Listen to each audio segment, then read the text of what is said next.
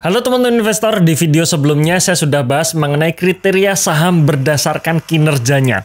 Nah, di video kali ini saya ingin berbagi tips ya, bagaimana saya menilai suatu saham berdasarkan bisnisnya. Ya, jadi bisa dianggap kriteria saham berdasarkan bisnisnya. Pastikan teman-teman tonton video ini sampai habis ya.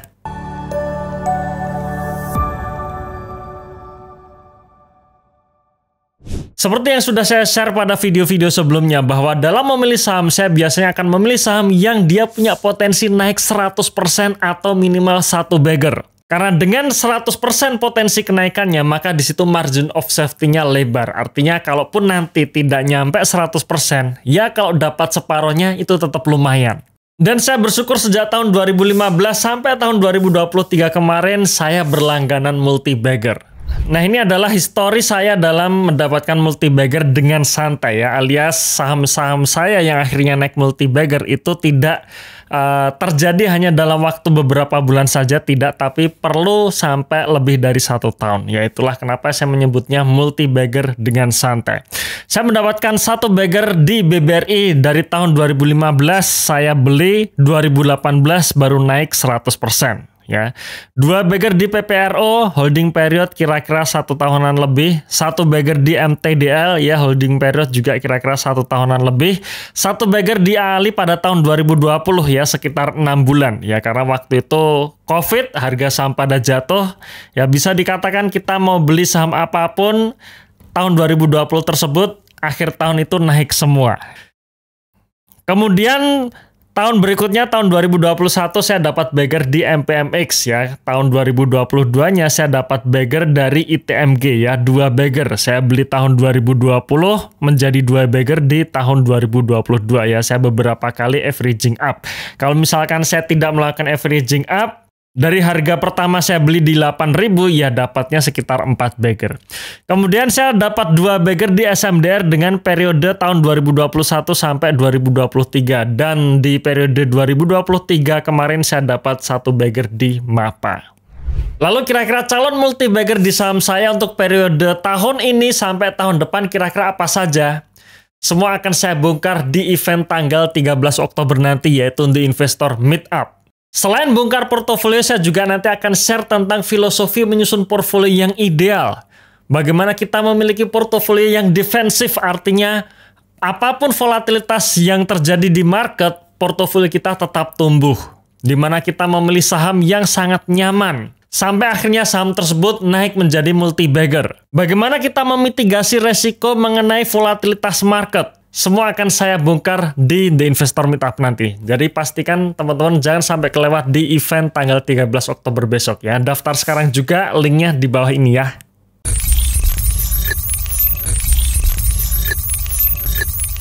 Dalam kriteria bisnis suatu perusahaan, yang pertama saya menyebutnya sebagai price maker company.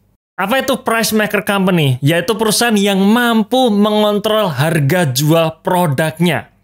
Jadi perusahaan ini memiliki bisnis yang sangat kuat, yang kalaupun nanti harga produknya itu dinaikkan, orang-orang tetap membeli dan tidak akan mengurangi market share-nya. Nah, itulah price maker company. Apa saja ciri-cirinya? Yang pertama, memiliki bisnis atau produk yang unik, alias tidak banyak pesaingnya.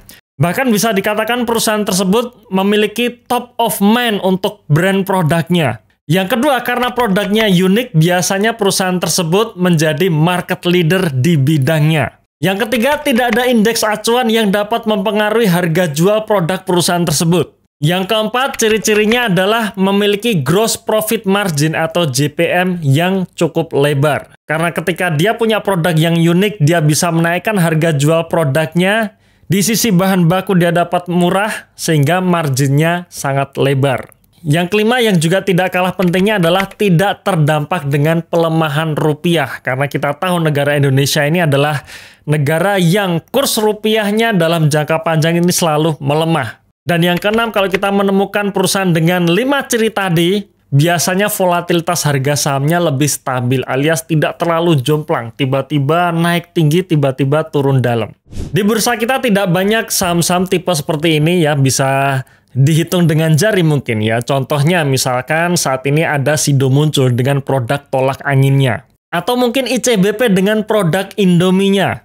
Cleo dengan produk air minum Cleo dalam kemasan. Nah, kira-kira selain 3 emiten tadi, coba sebutkan saham apa saja yang memiliki produk yang unik dan menjadi market leader ya. Silahkan tulis pendapat kalian di kolom komentar.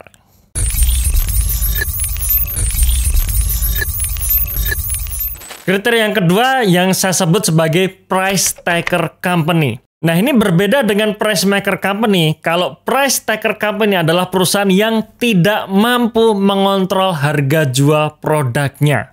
Nah, kira-kira apa saja ciri-cirinya? Yang pertama, memiliki produk yang gampang ditiru. Karena produknya ini gampang ditiru, maka pesaingnya pun pasti banyak. Dan karena banyak perusahaan yang memiliki produk yang sejenis, biasanya akan ada indeks yang mengatur harga jualnya. Karena produknya yang gampang ditiru dan ada indeksnya yang bisa dikatakan sebagai acuan harga jual produknya, biasanya gross profit margin atau marginnya selalu volatile ya. Jadi kadang di tahun-tahun tertentu karena booming suatu komoditas tertentu, ini membuat gross profit marginnya lebar. Tapi begitu boomingnya sudah selesai, biasanya gross profit marginnya menipis. Alias gross profit marginnya tidak stabil. Karena gross profit marginnya tidak stabil, kemudian produknya banyak ditiru oleh perusahaan-perusahaan lain, dan ada indeks yang menjadi acuan harga jual dari produk-produk tersebut, maka biasanya volatilitas harga sahamnya cukup tinggi. Contoh emiten-emiten yang menjadi price taker company adalah emiten-emiten batubara misalnya. Jadi ketika tahun 2022 lalu booming batubara, maka gross profit margin dari emiten-emiten batubara sangat lebar, labanya tiba-tiba naik signifikan, harga sahamnya pun juga naik signifikan.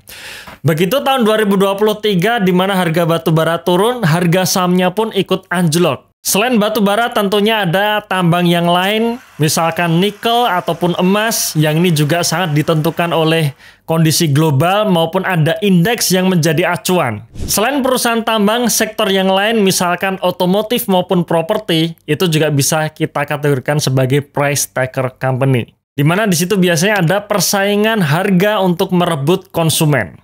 Dan karena volatilitasnya tinggi, kalau misalkan kita bisa berhasil masuk saat sebelum booming, kemudian kita jual saat booming, maka disitulah kita dapat multi bagger dengan waktu yang lebih cepat mungkin ya dibandingkan perusahaan price maker company.